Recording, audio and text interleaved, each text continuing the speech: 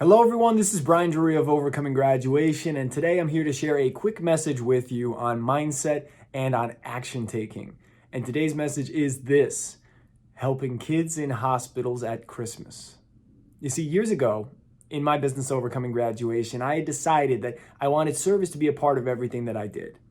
I didn't want it to just be something that was about money. I didn't want it to just be about, getting huge accolades or getting awards. I didn't want those to be the core and the driver, because I was like, that to me feels empty ultimately. That just becomes a pursuit of self, a pursuit of me getting mine. It's not about serving a greater purpose in the world. So I wanted to make sure, even from the start, even when I just started to make a little bit, that it was about giving back, and it was about serving, and it was about doing something meaningful that actually had a positive impact on the people on this planet. That's why when I published my book, for the first 3 months, I donated everything that I made to My Team Triumph, a group that helps individuals with disabilities participate in endurance events. That's also why 10% of every book sold is donated to My Team Triumph every year. And then one year, a couple years after I lost my mom to pancreatic cancer, I wanted to make a difference for children in hospitals. The reason was Christmas was one of my favorite times, maybe my favorite time of the year for, really my whole life. That was like the best time of the year, is when we came home. Our family was so close. We'd watch Christmas movies. Mom would make cookies. It was just this time that always had so much warmth and joy and celebration and peace and comfort. And you're inside in the warm house, and you would go shovel and come in with hot chocolate. It had all those memories for me, and I had this overflowing abundance of joy and love in that time. And then when my mom passed away, all of a sudden that became the hardest time of the year, and a time I was just trying to survive and get through. And I realized life will never be the same. That Christmas will never be what it was when Mom was here physically. But I can choose to make it something new and beautiful. So probably in like November or end of October one year, I said, I want to do a fundraiser for kids kids in hospitals that are battling cancer, because my mom spread so much joy and so much love and gave me so much for the 24 years of my life she was here, that I've been overflowing with love for my mom, my dad, and my family my whole life.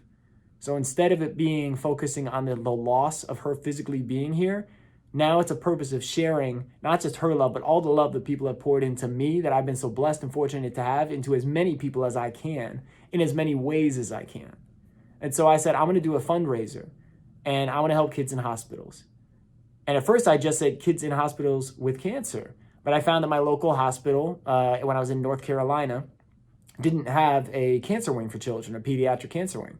So I said, well, we'll still help you too.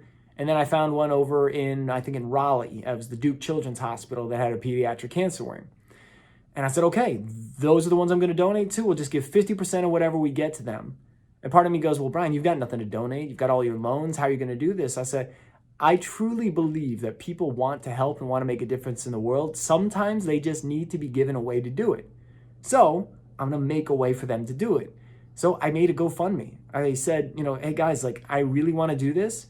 I'm going to take whatever donations we get and go buy just a ton of gifts and presents and different things that the hospital say that the kids want and need. Because I want those kids to know that there's people thinking of them and they're not alone. I want the families to know that even if they don't have presents or money for Christmas presents this year, that there are people who will make sure that their Christmas is special, just because they don't want them to struggle, because they know, they acknowledge they were thinking about them even when they didn't know them. You'd be amazed how in your darkest moments, where one person's small act of generosity or love or just even being present with you can be the thing that changes everything. And I know what it's like to sit in a hospital and watch my mom slowly pass away from cancer. I know what it's like to watch her get worse and worse, and as optimistic as I am, to feel the hope slowly dwindling and dying for her to come through this and survive. I remember the small things people did, doctors and nurses and strangers, that I'll never forget, because in a moment where I was at my worst and my weakest and my most lost, people cared. So I wanted to do that for them. We raised over $3,000 in about 6 or 7 weeks, just from generous friends and family and people. And it actually came from joining a high-level coaching program. I was in there with my friends, and I shared the idea at one of our lunches. And my buddy Jack goes, "Where's the link?" And I said, "What do you mean?" He goes, "Where's the link to donate?" He goes, "I'm in. As soon as you show me where to donate, I'm donating." And I went, oh, geez, I guess I really got to do this. This isn't just an idea. I'm like, oh, man, it's real. People will donate. Oh, my God. And that's also a big reminder about the importance of the community and the people you surround yourself with. Because if he hadn't said it, I don't know if I'd ever done it, because part of me just didn't believe I could do it, and it wouldn't be enough and it wouldn't be good enough. Instead of going, hey, man, if you raised $50 and got one gift to one child, that's someone who benefited. I was more focused on, oh, what if it's not this? What if I mess up? I was just worried about me.